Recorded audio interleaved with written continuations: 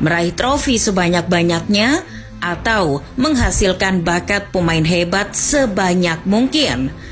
Karena kedua hal itu bisa mendatangkan keuntungan sekaligus citra yang bagus bagi sebuah klub. Banyak klub yang fokus dua-duanya.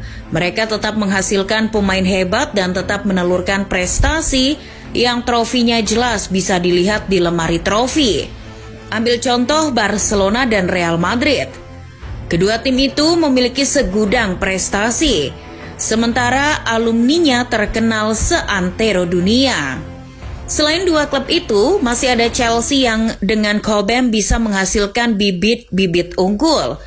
Bahkan para pemain ini terbilang sukses mengantarkan The Blues juara, termasuk gelar Liga Champions dan Piala Super Eropa.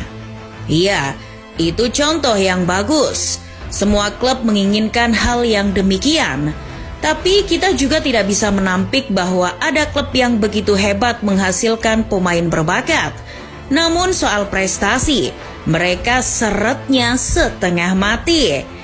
Nah, berikut klub yang banyak menghasilkan bakat hebat meski minim trofi. Mengenal sosok kiper nyentrik dan banyak gaya seperti Kepa Arrizabalaga. Yes, benar sekali. Kepa hanya segelintir pemain yang berhasil mentas berkat Akademi Athletic Bilbao. Klub masyarakat Basque ini memang punya kebijakan yang cukup unik. Bilbao konsisten memenuhi 85% jatah skuad utama dengan produk akademi asli. Misi mereka sejak awal berdiri jelas, menampung para bakat hebat dari Basque untuk kemudian memperkuat tim utama, alih-alih menghamburkan euro hanya untuk membeli pemain. Melalui Lezama, anak muda berbakat di sekitar Basque ditempa. Mereka berlatih di lapangan dekat perbukitan Basque, mengembangkan kekuatan kognitif mereka dan kemampuan olah bola. Dari sinilah Athletic Bilbao menjadi penyumbang pemain di timnas Spanyol, sekaligus mendatangkan keuntungan finansial dari hasil penjualan pemain yang sudah dilepas. Tentu kalian tahu nama pemain seperti Aymeric Laporte, bukan?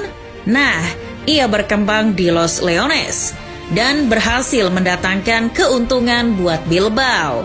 Sebagai contoh, Bilbao mendapat sekitar 145 juta euro untuk Laporte dan Kepa. Dari Spanyol kita beralih ke negeri Ratu Elizabeth. Southampton jadi salah satu klub di Inggris yang menghasilkan banyak pemain hebat. Kendati soal trofi kita hanya bisa menemukan satu trofi FA Cup, satu trofi EFL, satu trofi kasta ketiga yang sudah berdebu. Pengembangan pemain muda Sutton mulai kelihatan sejak musim 2009-2010, di mana ketika itu Southampton mendekam di League One. Lalu mantan ketua eksekutif klub Nicola Cortese datang untuk membangun Southampton. Ketika itu prioritas Cortese adalah meningkatkan mutu akademi, karena bagi Cortese akademi posisinya sangat krusial pada kelanjutan bisnis yang akan datang. Dan benar saja, pelan namun pasti bakat-bakat hebat bermunculan dari rahim Southampton.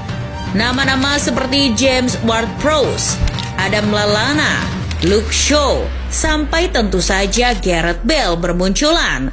Setelah promosi pada musim 2012-2013, performa Sutton meningkat. Dengan Pochettino di bawah kendali, ia bisa memaksimalkan pemain muda yang dihasilkan untuk tetap bertahan di Premier League. VfB Stuttgart memang bukan klub besar. Terseok-seok di papan tengah sampai bawah di Bundesliga sudah jadi makanan sehari-hari Stuttgart.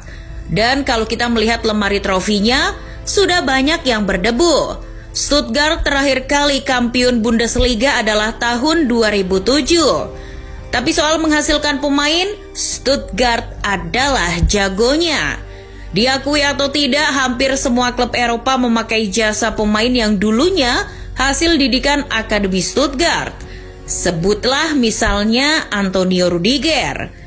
Pemain yang merapat ke Real Madrid itu adalah salah satu didikan terbaik Stuttgart.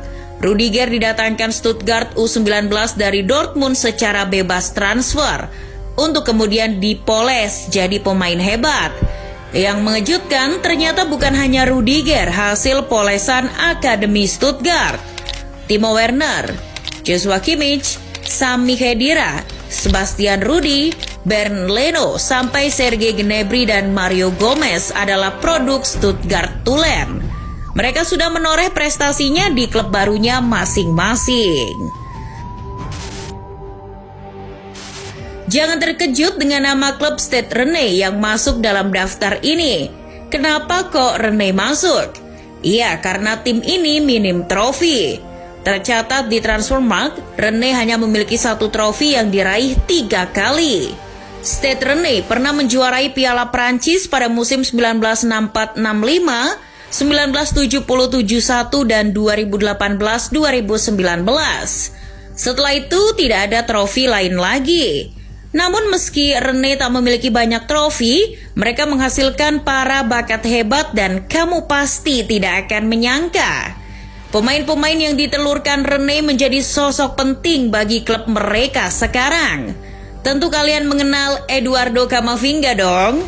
Yaps, pemain yang sekilas mirip Ronaldo Kuateh dan baru saja juara Liga Champions bersama Real Madrid itu adalah produk Stade Rennais. Selain Camavinga, bagi fans Arsenal mungkin lebih mengenal Sylvain Wiltord. Benar, Wiltord adalah alumni Akademi Rennais. Bukan 2 pemain itu saja, nama lain seperti Timothy Bakayoko, Mikael Silverstray, Iwan Gourcuff, sampai ini Ousmane Dembele adalah alumni sini. Memupuk bakat selalu menjadi DNA klub. Itulah kata Silverstray soal Stade Rennais, dan mereka benar-benar sukses melakukannya. Meski pada akhirnya harus kehilangan para pemainnya dan pada akhirnya minim trofi. Klub di Prancis lainnya yang sama-sama menghasilkan banyak pemain hebat meski miskin trofi adalah RC Lens. Ya, kamu sama sekali nggak salah dengar.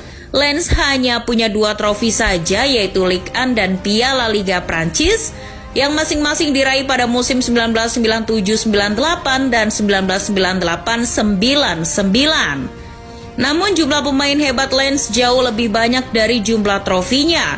Bahkan beberapa di antara mereka membantu klub-klub barunya meraih titel. Salah satunya Raphael Varane. Bek tangguh itu adalah alumni RC Lens yang terbilang sukses. Ia menjadi juara di Liga Champions bersama Real Madrid. Bahkan Varane merupakan bek kuat yang mengantarkan Prancis juara Piala Dunia 2018. Well, bukan hanya Varane tentu saja. Pemain bintang mulai dari Benoit Assou Ekoto, Geoffrey Kondogbia, Adel Tarab, Serge Aurier sampai Thorgan Hazard adalah alumni RC Lens. Mereka yang sukses itu bahkan mendatangkan keuntungan finansial yang berarti untuk Lens. Selain Real Madrid dan Barcelona, sebenarnya di Spanyol banyak klub yang berhasil menelurkan pemain hebat. Real Sociedad hanya segelintir saja, dan Sociedad tak bisa masuk ke daftar ini karena trofi mereka banyak. Nah, selain Sociedad sebenarnya ada Celta Vigo. Menurut laporan Football Espanya, Celta Vigo termasuk salah satu klub tradisional di Spanyol. Celta Vigo juga menjadi klub yang mewakili daerah bernama Vigo yang berada di wilayah otonomi Galicia, letaknya di barat laut Spanyol. Maka dari itu Celta Vigo menjadi wadah bagi bocah-bocah berbakat di sana. Banyak pemain berbakat lahir dari sini. Sebut saja Iago Aspas, Santi Mina, Brais Mendes, Franco Servi sampai Denis Suarez. Nah, itulah klub-klub yang menghasilkan banyak pemain hebat. Karena kebutuhan finansial agar klub tidak mencapai titik terendah alias bangkrut, mereka terpaksa harus menjualnya. Ya, begitulah nasib klub yang tidak besar, baik tidak besar secara prestasi dan nama, atau tidak besar dalam spektrum dana.